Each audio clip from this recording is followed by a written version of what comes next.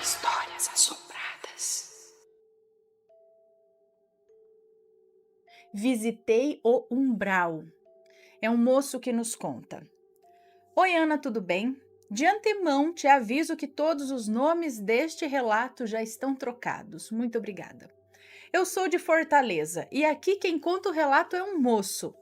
E já vou logo me desculpando pelo relato longo, mas acho que esse vale a pena tomar um pouquinho do tempo de vocês.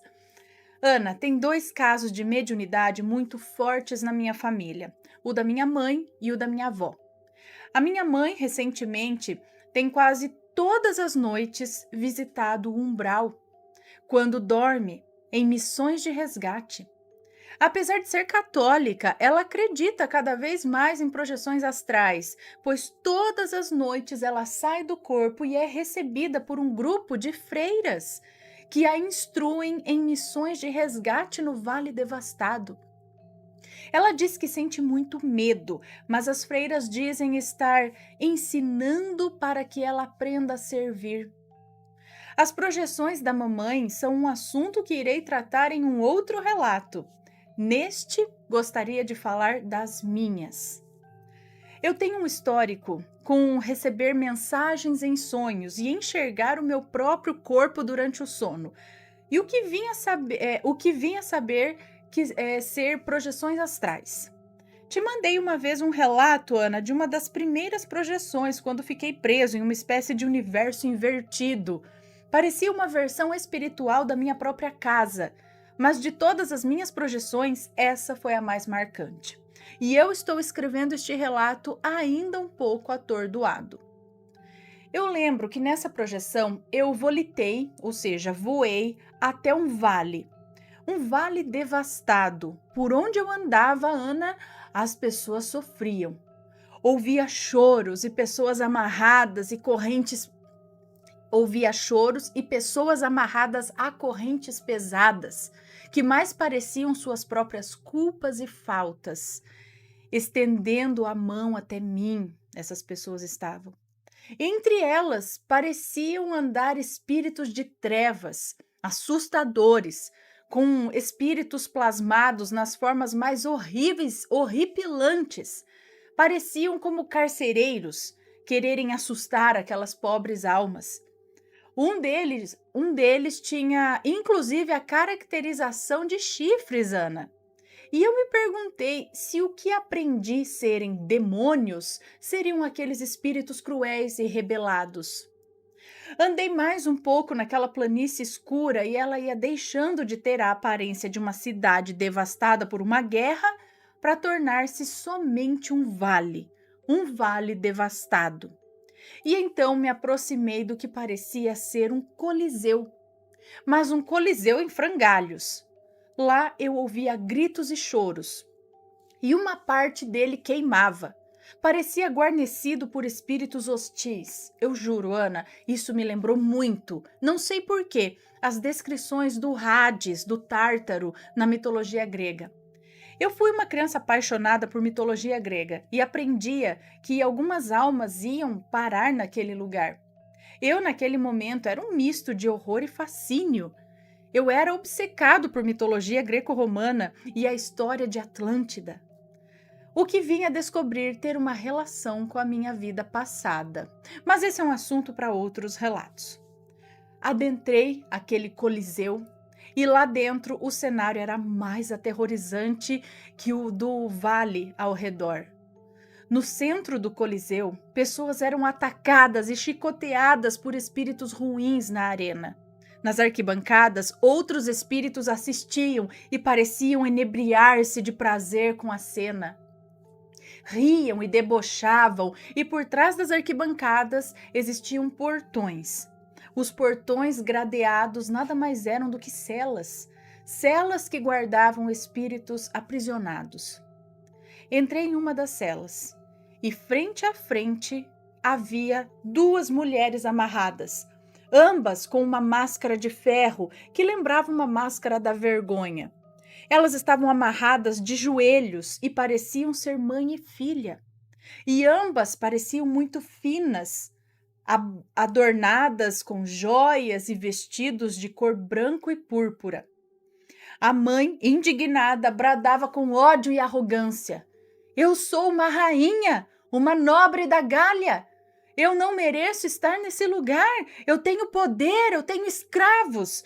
Meus exércitos virão me libertar. Ao que o espírito, apavorante, que parecia o carcereiro daquela cela, respondeu: Vocês foram senhoras no plano terreno. Aqui, cidadãos da terra, nada mais são que escravas da própria dor e culpa, amargando o próprio sofrimento. E ele retirou a máscara da vergonha da nobre mais velha, e seu rosto, apesar do belo corpo adornado por joias, estava desfigurado. Ana, eu fiquei horrorizado e saí correndo da cela. Uma coisa que eu esqueci de mencionar, Ana, é que para a maioria daquelas almas eu passava despercebido. Parecia que não podiam me ver ou estavam tão imersas em ódio e sofrimento que não conseguiam sequer prestar atenção em mim. Saí correndo pelo Coliseu até que adentrei uma igreja. Sim, uma espécie de igreja, mas de uma crença específica daqueles espíritos. E uma coisa que cabe, como espírita, citar é que alguns espíritos, Ana, não se desprendem dos hábitos terrenos. Isto é, eles continuam tendo seus vícios, praticando suas religiões e perpetuando seus hábitos. Sequer notam a morte. O fato é que ao adentrar aquela igreja, minha presença, que até então tinha passado despercebida, foi notada. E aqueles espíritos de trevas que se alimentavam do sofrimento daquelas pobres almas passaram a me perseguir. Ana, eu senti o cansaço da minha corrida quando acordei. Eu corri muito. Eu saí percorrendo toda a estrutura daquele lugar e cada vez mais eu me sentia na Grécia Antiga. Colunas, estátuas, esculturas e tochas, e aqueles espíritos me perseguindo e rindo. Saí do Coliseu e dei de cara com uma colina, uma grande colina com escadas de mármore e que levavam até um belo palácio no topo do monte. Nas escadas, degrau por degrau, pessoas caminhavam amarradas umas às outras por correntes em seus pés. Caminhavam em direção ao topo. E ali, mais uma vez, não fui notado. Pelo que entendi, ali se encontravam os nobres cruéis, senhores de escravos e arrogantes e cruéis senhoras, inclusive muitas senhoras da Gália. As pessoas estavam bem vestidas, elegantes, com trajes brancos, púrpura e dourados, e elegantes penteados à moda antiga. Olhares vazios e perdidos. Do topo do monte vinha uma voz de comando que explicava que todos aqueles que estavam ali estavam amargando o sofrimento. O grande sofrimento que causaram a multidões e multidões de pessoas. Fui subindo as escadas e me senti em um desfile de alguma alta sociedade do mundo antigo. A voz falava que os espíritos escolheram serem inimigos da lei do amor. E por isso tinham ficado presos, por muito tempo, àquele plano devastado. Atrás de mim, uma senhora se desprendeu das correntes e desceu as escadas correndo. Eu a segui, e então um grande clarão veio do topo do monte e atingiu a mim e a ela. E eu desmaiei, e acordei em meio a uma grande cidade. Ali, Ana, a atmosfera era bem menos pesada, até leve. Parecia uma cidade terrena, mas eu conseguia saber que estava em uma cidade de espíritos. Provavelmente pelas energias e pela atmosfera, uma colônia espiritual muito próxima da Terra. Caminhei um pouco e na beira de uma calçada, em uma cadeirinha, Ana, eu vi a minha avó, sentada com seu tercinho na mão. Abracei minha avó e pedi perdão por todas as vezes que eu não escutava e não quis dar ouvidos a ela. Minha avó é o grande amor da minha vida, Ana. Ela me criou. Quando eu nasci, meu pai nem morava no Brasil e minha mãe era muito ocupada, então sempre fomos eu e ela. Não lembro até quando eu fiquei no colo da minha avó, mas lembro que caminhei mais um pouco naquela cidade. Em uma parte mais cinzenta e um pouco debilitada, como se recuperasse de um período difícil, eu encontrei minha tia. Minha tia já morreu, Ana. E em vida, ela foi uma pessoa um pouco difícil de lidar. Teve problemas com grande parte da família e tinha uma personalidade muito arrogante e materialista. Morreu, morreu em conflito com grande parte da nossa família. Mas eu nunca a odiei. Mas faltei com ela todas as vezes que falaram mal dela na minha frente, e eu ri e fui conivente. Então foi a primeira coisa que eu pedi a ela, perdão. Abracei minha tia e recebi de volta um pedido de perdão por todos os problemas em vida e um pedido de oração. Ela me disse que agora estava em outra realidade e tentava seguir em frente apesar de tudo.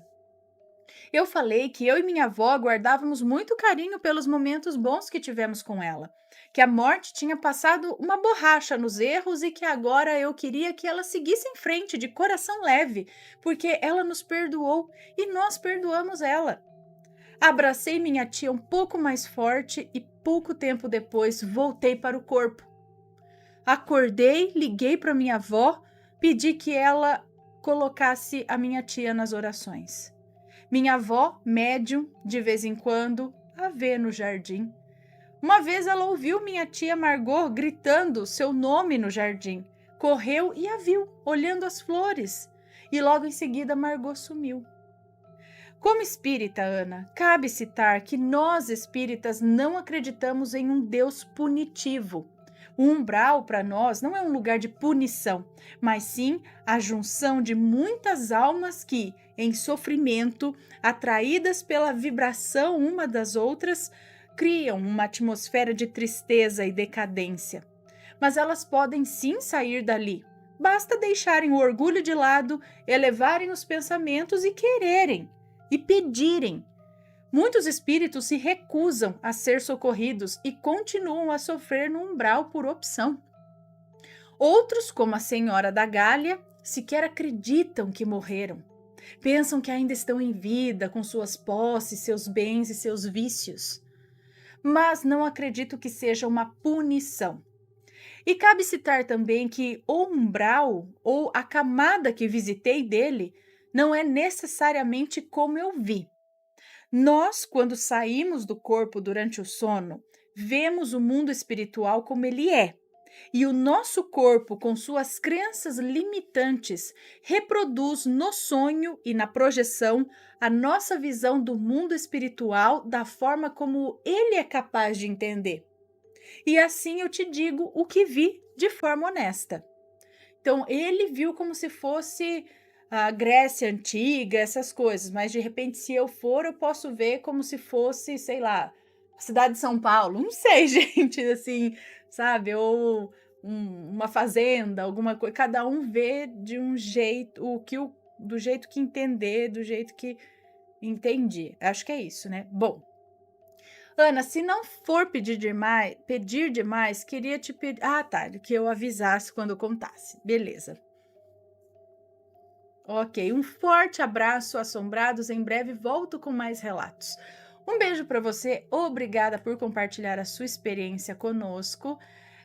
Teve mais alguns relatos aqui que as pessoas mandaram, relatando que estiveram no umbral, ou nesses lugares, até para resgate. Pessoas que dizem que saem durante o sono, saem do corpo e vão até lá para fazer resgate. Eu até brinco que eu não tenho essa evolução espiritual. Se eu chego lá, eu sei que o fulano fez o que fez, eu vou afundar ele naquele lama, mas eu não vou resgatar ninguém, não. Você vai ficar aí, vai um pouco. Ai, gente, brincadeira, mas... Eu entendi o que ele quis dizer, que não precisa ter alguém para punir essa pessoa. Ela mesma, por tudo que ela fez, ela arrasta uma negatividade, ela é ruim, então ela vai sofrer com a ruindade dela ali, entendeu? Não é porque morreu que morri, agora tenho consciência de tudo que fiz de errado, serei bom e vou para o céu. Não, a pessoa morreu ruim, continuar ruim. Ela era arrogante, ela morreu, continua arrogante. A menos que, do mesmo jeito que aqui é difícil, às vezes, você deixar o orgulho de lado, aqui é difícil você perdoar alguém ou você assumir os seus erros e falar: "Tudo bem, vou mudar", do mesmo jeito é do lado de lá. Então, quem é ruim do lado de lá também, e isso até eles enxergarem, eu acho que de coração puro, né, porque senão os espertinhos podem falar: "Ah, me arrependo, eu quero ser tirado daqui", mas na verdade eu não quero não, vou chegar lá, eu quero o meu brioche, não quero nada de sopinha, eu mereço brioches, porque era isso que eu comia, tá, já vai descer pro buraco de novo, não vai ficar lá não. Então tem que ser uma coisa verdadeira, a pessoa acho que, né, tem que realmente cair em consciência ali de tudo que fez de ruim, se arrepender, querer mudar realmente, evoluir e mesmo depois da morte, tá bom? Acho que é isso, gente. Não sei, eu também preciso estudar a respeito disso. Só tô falando aqui o que